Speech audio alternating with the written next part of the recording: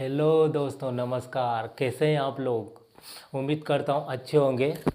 और जो मेरे द्वारा जो वीडियो बनाए गए हैं वो देखकर आपको काफ़ी जानकारी मिल रही होगी, काफ़ी सीखने को समझने को मिल रहा होगा। ठीक है दोस्तों, तो आइए आगे बढ़ाते हैं। आज भी हमारा जो डॉक्टर B.R. अम्बेडकर चल रहा है, सामाजिक धार्मिक सुधार आंदोलन जो कि कर रहे हैं हम, उसमें और भी समाज सेवी के बारे में दोस्तों वीडियो अपलोड हो चुके हैं। आप चैनल पे जाइए, जहाँ पर न्यू स्टडी लिखा है वहाँ पर आप क्लिक करेंगे तो वहाँ से आपको लिस्ट मिल जाएगी। वहाँ से आप दोस्तों स्वामी विवेकानंद, राजा राम मोहन राय और ज्योतिराव फूले और स्वामी दयानंद सरस्वती, इनके वीडियो दोस्तों अपलोड हो चुके। यही नहीं दोस्तों, प्राचीन भारत, मध्यकालीन भारत और आधुनिक भारत, किसी के भी वीडियो आप देखना चाहते हैं, इतिहास को समझना चाहते हैं, तो आप वहाँ से देख सकते हैं। ठीक है, तो आज जो हमारा रहेगा वो अम्बेडकर का पार्ट 3 रहेगा। ठीक है दोस्तों, क्योंकि आज हम उनका मूल्यांकन करेंगे कि एक्चुअली में वो क्या है और क्या नहीं। ठीक, और दोस्तों एक क्या वर्ग विशेष के लिए सिर्फ कार्य किया उन्होंने और राष्ट्रहित में कितना कार्य कर पाए। तो देखिए दोस्तों, सबसे शुरू में हम जो उनके टॉपिक वाइज देखेंगे वो देखेंगे। सबसे शुरू में अगर देखें तो एक जो आता है संविधान, संविधान का निर्माण। सबसे पहले ये देखिए दोस्तों, देखिए पहले की जो स्थिति थी, पहले क्या स्थिति थी क्या नहीं थी, ये मैंने वर्ण व्यवस्था जाति व्यवस्था के वीडियो में उम्मीद करता हूँ आपने देखा होगा। तो वहाँ पर किसको अधिकार है, किसको अधिकार है, तो पूरा अधिकार है, किसको नहीं है, महिलाओं की क्या स्थिति है। तो उनका ये कहना था कि भैया उनका ये कहना था कि ऐसी आज़ादी करके क्या फ़ायदा, जो हर व्यक्ति को समान अधिकार, मतलब समान अधिकार मिले, हर व्यक्ति अपने अपने तरीके से जिए, उसको अपमानित न होना पड़े और अपना पूर्ण रूप से अपना देश मानकर सारे जितने भी संसाधन है उसका भी उस पर हक रहे, वो भी इंसान है। तो वो ऐसी आज़ादी चाहते थे। वो आर्थिक मतलब राजनीति तो चाहते थे अंग्रेज़ों से, लेकिन वो सामाजिक भी चाहते थे कि समाज में सबको बराबरी का हक मिले, सबको सम्मान मिले और जो महिलाओं की जो स्थिति है, महिलाओं की भी स्थिति सुधरे। इसलिए दोस्तों उन्होंने संविधान में विशेष मतलब अधिकार दिए महिलाओं को, और जो शूद्र और अति शूद्र, क्योंकि दोस्तों वो पढ़ते ही नहीं थे। तो पढ़ते नहीं तो जाहिर है कि हर वर्ग में, हर सर्विस सेक्टर में उनका योगदान ना के बराबर था, जीरो था। लेकिन दोस्तों उन्होंने रिजर्वेशन का प्रावधान किया और सबके समान लाने के लिए, सबको लेवल में लाने के लिए, क्योंकि देश आगे कब बढ़ेगा जब सबकी समान भागीदारी रहेगी, महिलाओं की भी। और उन्होंने बोला भी था कि मैं उस देश की विकास वो देश में तब तय करूंगा जब वहाँ देखूंगा कि उस देश की महिलाएं कितनी भागीदार है उस देश के विकास में। दोस्तों ये उनका कहना था। और शिक्षा पर काफ़ी उन्होंने जोर दिया था। उनका कहना भी था, जो कि आपने सुना होगा, कि शिक्षा मतलब कि शिक्षा शेरनी का वह दूध है, जो पिएगा वह धाड़ेगा। दोस्तों ये वही वाली बात है। तो संविधान के बाद ही दोस्तों यह हुआ है। संविधान के पहले की जो स्थिति थी वो मैं दोस्तों आपको बता रहा हूँ, जो मैंने एक पहले और दूसरे वीडियो में बताई, और मैं जो जाति भारत में किस प्रकार से बनी उसमें भी आपने देखा होगा। तो ये दोस्तों संविधान सबके लिए दोस्तों, एक वर्ग विशेष के लिए तो नहीं है, ये दोस्तों आपको भी पता है। दूसरा दोस्तों अगर हम देखेंगे तो Hindu code bill, Hindu code bill दो कि आप दोस्तों आपने सुना होगा, ये दोस्तों महिलाओं के लिए, क्योंकि दोस्तों महिलाओं के लिए मध्यकाल में या प्राचीन भारत में हमने देखा होगा कि जो जो पुरुष होते थे, जो राजा होते थे, महाराजा होते थे, उनकी काफ़ी रानियाँ होती थी। वो एक मतलब काफ़ी रानियाँ होती थी, महल में तो रहती ही थी, और महल के बाद में जहाँ जाते थे और जहाँ कोई लड़की पसंद आ जाती थी तो उससे फ़ौरन विवाह कर देते थे। दोस्तों उनको अधिकार था, मतलब परंपरा ऐसी चल गई थी, ऐसा मान ही लिया गया था कि ऐसा धर्म ही है, पुरुष तो कितने भी विवाह कर सकता है।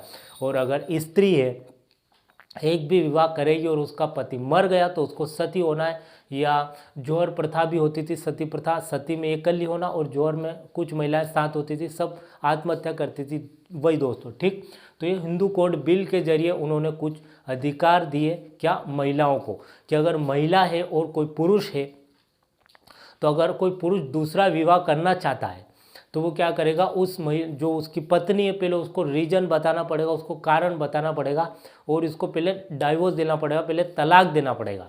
ठीक है दोस्तों, ऐसे नहीं है कि एक स्त्री तो घर पे और वो दूसरा विवाह करके आ गया और तीसरा कर लिया, ऐसा नहीं है दोस्तों। एक है तो उसकी एक ही रहेगी और उसको कानूनी अधिकार उसने दे दिया है कि वह एक ही उसकी पत्नी रहेगी। अगर फिर वो उसको छोड़ना चाहता है तो उसको फिर रीजन बताना पड़ेगा। ठीक दोस्तों, दूसरा यहाँ पर ये हुआ कि जो संपत्ति रहती है दोस्तों, जो कि हम देखते हैं समाज में सिर्फ देख अगर पुत्र ही, किसी माता पिता के पुत्र ही रहते हैं, जैसे कि एक पुत्र है, दो पुत्र है, तो ऐसा मान लिया जाता है कि संपत्ति पर तो सिर्फ पुत्र का ही अधिकार है, लेकिन ऐसा नहीं है।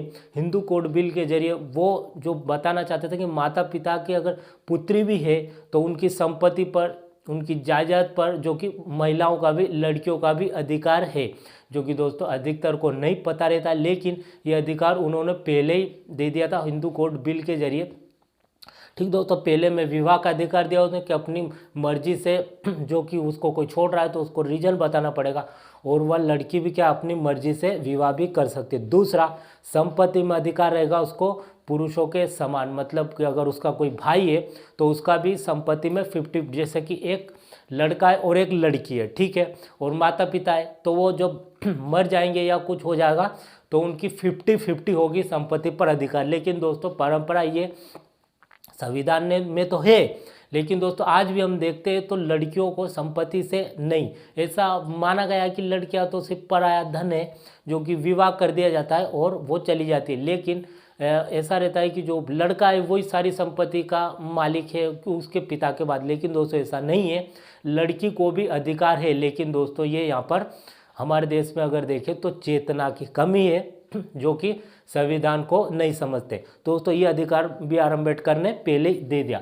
दूसरा, संपत्ति में अधिकार दोस्तों, और शिक्षा के क्षेत्र में जो कि हर जगह हम देखते हैं तो वहाँ पर सबको, लड़कियां भी है दोस्तों जो कि कंपटीशन कर रही है लड़कों के मुकाबले हर क्षेत्र में, जो कि हम देखते हैं। तो दोस्तों हमने देखा विवाह के क्षेत्र में और शिक्षा के क्षेत्र में और संपत्ति के क्षेत्र में। दोस्तों ये हिंदू कोड बिल और इसमें और भी काफ़ी प्रावधान थे जो भी अंबेडकर जी चाहते थे कि क्या वो महिलाओं को भी समान मिले, जो कि वह भी क्या है एक पुरुष के समान ही है, वो भी इंसानी है, तो उसको भी लड़के के समान ही सारे अधिकार सब कुछ मिलना चाहिए जो भी इस देश में लड़की है, चाहे वो किसी भी धर्म की हो। लेकिन दोस्तों सबसे पहले जो मेजोरिटी थी, सबसे ज़्यादा हिंदू कम्युनिटी के लोग ज़्यादा रहते हैं हमारे देश में, तो पहले हिंदू कोड बिल मतलब हिंदू में वो बदलाव करना चाहते थे, क्योंकि दोस्तों अगर डायरेक्ट पहले से ही दूसरे धर्म में बदलाव करेंगे तो दोस्तों क्या होगा, आलोचना होगी कि सबसे पहले इतना बड़ा जो संख्या में लोग देश में हिंदू धर्म के मौजूद है, सबसे पहले उनमें बदलाव होना चाहिए। तो पहले हिंदू धर्म में करना चाहते थे और फिर दूसरे जो अल्पसंख्यक, दूसरे धार्मिक संगठन मतलब लोग रहते हैं उनमें। लेकिन दोस्तों ये पास नहीं हो पाता है। आपको याद रखना है संविधान के लागू होने के बाद, और उन्होंने बोला भी था डॉक्टर भीमराव अम्बेडकर ने कि मेरे लिए संविधान से ज़्यादा इम्पोर्टेंट हिंदू कोड बिल है, क्योंकि हिंदू कोड बिल ही मेरे लिए सबसे सर्वोपरि है। लेकिन दोस्तों यह पास नहीं हो पाता, इसका काफ़ी विरोध होता है, संसद में भी विरोध होता है। और उस देश में दोस्तों 1950-51 की बात बता रहा हूँ मैं, तो उस समय दोस्तों चेतना नहीं थी देशों, हमारे देश में, तो काफ़ी विरोध हो रहा था पूरे देश में। और दोस्तों सबसे ज़्यादा जो विरोध किया था उसने, किसने किया था आप सोच नहीं सकते, महिलाओं ने ही विरोध किया था। ठीक है दोस्तों, तो आपको ये याद रखना है, मतलब वो जिनके अधिकारों के लिए लड़ रहे थे, जिनके अधिकारों के लिए वो क्या कर रहे थे कि सबको मतलब सबसे वो चुनौती ले रहे थे, वही दोस्तों वही महिलाएं उनके खिलाफ थी। क्योंकि दोस्तों ऐसा उनको पता नहीं था कि हम शिक्षित होंगे, हमको सब समान अधिकार मिलेगा, उनको ऐसी जो परंपरा चलती आ रही है, तो दोस्तों वो उनको लगता था कि परंपरा को फॉलो करना ही काफ़ी अच्छा विकल्प है। लेकिन दोस्तों क्या होता है कि फिर चेतना बढ़ी, फिर लोगों में समझ आई। लेकिन उस समय दोस्तों उनको ऐसा लगता था कि महिलाएं ने क्या, महिलाएं ने सिर्फ घर का ही काम करेगी, चौका चूल्हा जो कि हम देखते हैं वो घर का ही काम। लेकिन दोस्तों फिर इस बिल के जरिए वो उनको भी समान सब कुछ देना चाहते थे। लेकिन दोस्तों ये पूरी तरह फ्लॉप हो जाता है, जो कि उनके कुछ साथी थे, वो साथी भी क्या है, जब एंड टाइम पे दोस्तों वो उनका साथ छोड़ देते, डॉक्टर बी आर अम्बेडकर काफ़ी अकेले हो जाते हैं। और दोस्तों काफ़ी मतलब ठोस तो नहीं मिला, जो कि आगरा जाते हैं, वो आगरा एक जगह थी उनकी, वहाँ जाकर बैठ कर वो उनको काफ़ी कह सकते हैं कि आँख में से आंसू आ जाते हैं, जो कि दोस्तों वो चाहते थे ऐसा हो, लेकिन इनके बिल्कुल उल्टा होता है, बिल्कुल विपरीत होता है। क्योंकि दोस्तों सारे देश के जो विरोधी हो जाते हैं। ऐसा लगता है कि मतलब कि वो ये तो क्या है कि परंपरा इतने वर्षों से चली आ रही है और वो स्त्री को क्या इतने सारे अधिकार दे रहे हैं, मतलब ये परंपरा तोड़ रहे हैं। स्त्री को तो घर में ही रहना चाहिए, घर में सब कुछ करना चाहिए। लेकिन दोस्तों वो काफ़ी आगे की सोच रहे थे, जो कि अब आज हम देखते हैं तो लड़कियां जो कि महिलाएं हर क्षेत्र में आगे जा रही है। लेकिन दोस्तों ये शुरुआत डॉक्टर बी आर अम्बेडकर ने ही शुरू की थी, जो कि आप देख सकते हैं कि वो महिलाओं के, लड़कियों के कितने ज़्यादा शुभ चिंतक थे, उनको कितनी चिंता थी। तो दोस्तों आप बता सकते हैं क्या एक वर्ग विशेष के लिए उन्होंने क्या? नहीं, देश की सभी लड़कियों, सभी महिलाओं के लिए उन्होंने किया। ठीक है दोस्तों, ये आपको याद रखना है, हिंदू कोड बिल। दोस्तों संविधान में सबको समान दिया, हिंदू कोड बिल में महिलाओं के जरिए। लेकिन दोस्तों पास नहीं हो पाता है, पास फिर ये दोस्तों उनको काफ़ी धक्का लगता है और दोस्तों क्या करते हैं कि वो फिर मतलब कि इस्तीफा दे देते हैं। देखिए दोस्तों वह स्थिति थी, वो महिलाओं के अधिकारों के लिए इतना लड़े थे और वो पास नहीं हुआ तो उन्होंने पावर को छोड़ दिया था। और आज के समय की दोस्तों हम राजनीति देखते हैं तो पावर के लिए किसी से भी दुश्मनी ली जा सकती है, किसी को मार दिया जा सकता है, जो कि हम देखते हैं। और दोस्तों उन्होंने महिलाओं के लिए पावर को ही छोड़ दिया था, मतलब मंत्री थे वो मंत्री पद को ही छोड़ दिया था। और आज मंत्री बनने के लिए कोई किसी का मर्डर भी कर देता है दोस्तों। तो ये ऐसे थे डॉक्टर बी आर अम्बेडकर, जो कि महिलाओं के लिए इस्तीफा दे दिया था। ठीक दोस्तों, तीसरा, तो दोस्तों 2 पॉइंट आपको समझ में आए। तीसरा पॉइंट दोस्तों आप यहाँ देखिए कि जो तिरंगा हम देखते हैं, जो कि हमारा तिरंगा है, तिरंगे में दोस्तों जो अशोक चक्र है, जो कि बीच में आप चक्र देखते हैं, जो कि ऊपर केसरिया, नीचे बीच में सफ़ेद और नीचे हरा रंग है। और तिरंगे में जो अशोक चक्र है वो दोस्तों अशोक चक्र का सुझाव भी डॉक्टर बी आर अम्बेडकर ने ही दिया था। क्या उन्होंने बोला था कि हमारे सबसे महान सम्राट जो है वो सम्राट भारत के राजा जो है अशोक है, जो कि आप मेरे प्राचीन भारत के वीडियो आपने देखे होंगे, नहीं देखा है तो मैं रिक्वेस्ट करूंगा आप देखिए।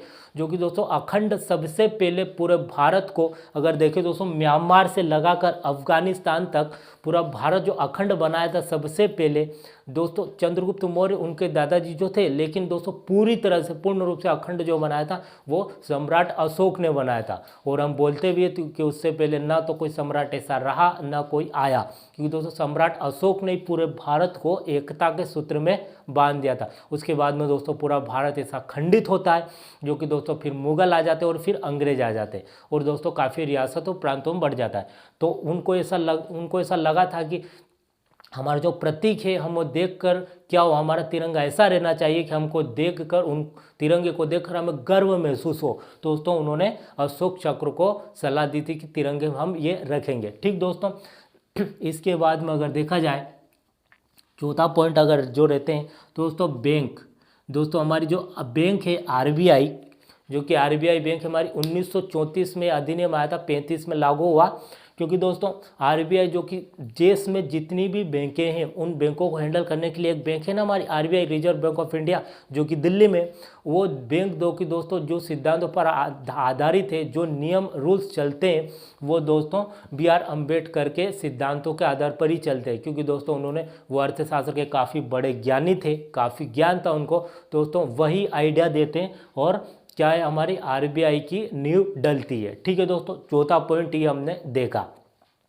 उसके बाद में दोस्तों पांचवा जो देखेंगे हम, जो कि दोस्तों जो बांध हुआ करते थे, जो कि दोस्तों अगर देखें तो ब्रिटिशों की सरकार 1947 के पहले भी वो मंत्री रहे थे ब्रिटिशों के समय में। उस समय वो दोस्तों लेबर मिनिस्टर थे, कानूनी जो मतलब जो रोजगार जो रहता है ना उसके जो वो मंत्री हुआ करते थे।